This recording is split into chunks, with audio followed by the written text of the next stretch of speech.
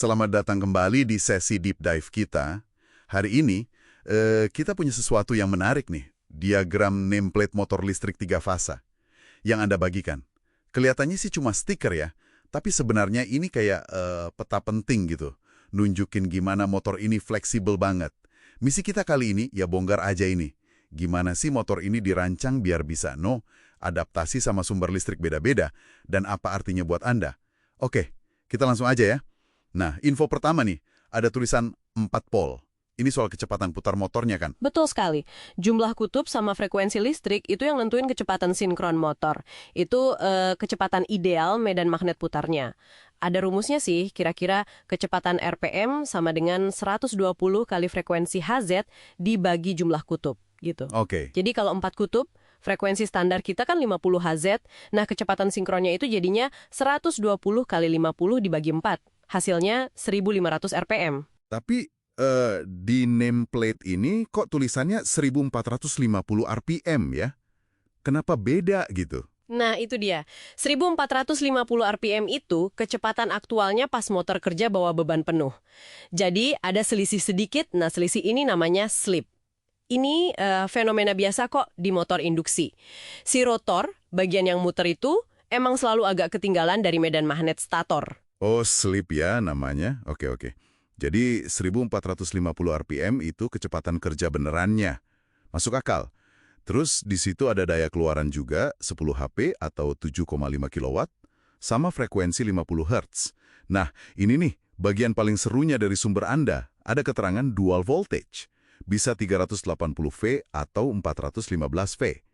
Gimana caranya satu motor bisa jalan di dua tegangan beda gitu? Kuncinya ada di cara kita nyambungin lilitan di dalam motornya, tepatnya di kotak terminalnya itu.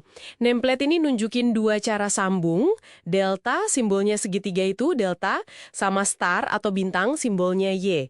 Nah, pilihan koneksi ini yang menentuin motornya nanti optimal jalan di tegangan berapa. Oke, coba kita lihat yang delta dulu. Di diagramnya, kan ini untuk tegangan 380 volt. Arusnya 16,2 ampere. Cara nyambungnya gimana tuh?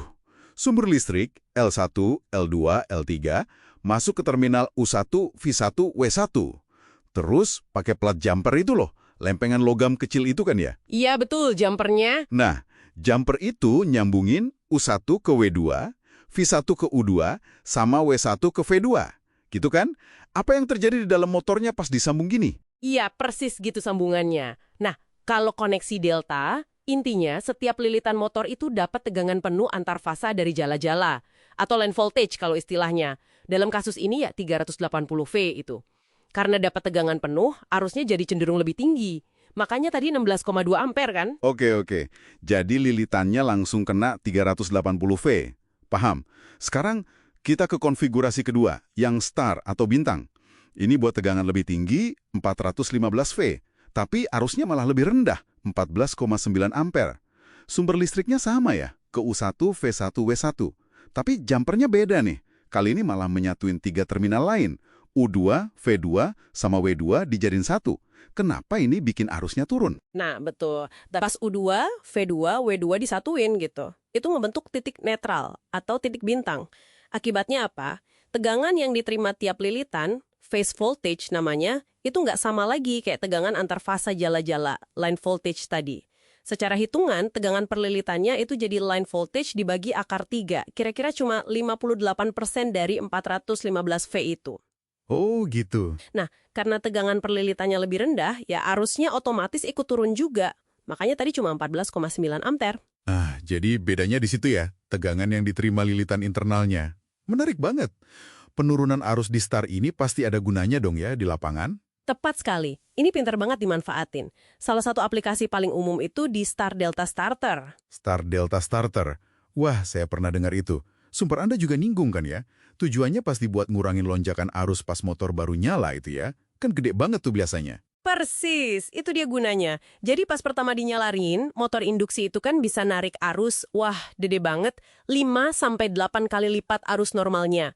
Ini kan bisa bikin listrik jeglek atau proteksinya trip. Nah, pakai Star Delta Starter ini, motornya pertama kali disambung star dulu. Karena tegangan perlilitannya rendah di star, arus startnya jadi jauh lebih kecil. Kira-kira cuma sepertiganya lah kalau dibanding langsung start pakai Delta. Oh, jadi kayak mulai mobil pakai gigi satu dulu gitu ya, biar nggak langsung nyentak. Aha, ya, analogi yang pas itu. Biar halus startnya. Nah, setelah motornya mutar, udah mencapai sekitar 75-80% kecepatan penuhnya, baru dah sistem kontrolnya biasanya pakai timer, otomatis mindahin sambungannya ke Delta. Nah, pas udah Delta, baru motornya jalan dengan daya penuh sesuai speknya di tegangan kerja normalnya. Jadi kesimpulannya jelas banget ya dari nameplate ini. Kita harus pastiin sambungannya pas sama tegangan jala-jala kita. Kalau listriknya 380 volt, ya pakai Delta. Kalau listriknya 415 volt, pakai Star. Gitu kan? Betul sekali. Ngikutin ini penting banget, biar motornya awet, efisien, dan yang paling penting, aman. Fleksibilitas ini juga keren sih. Motor yang sama bisa dipakai di tempat yang standar tegangannya beda-beda.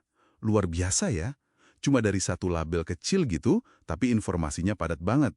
Semoga obrolan singkat ini bikin Anda jadi lebih ngeh sama motor Anda di rumah atau di kerjaan. Alat kita awet dan aman dipakai. Nah, sebagai penutup nih, coba deh Anda pikirin. Prinsip ganti konfigurasi buat ngatur listrik kayak di Star Delta ini kira-kira ada di mana lagi ya di sekitar kita? Mungkin di charger handphone atau pengaturan kipas angin. Sesuatu buat direnungin aja. Bisa jadi bahan eksplorasi menarik buat Anda.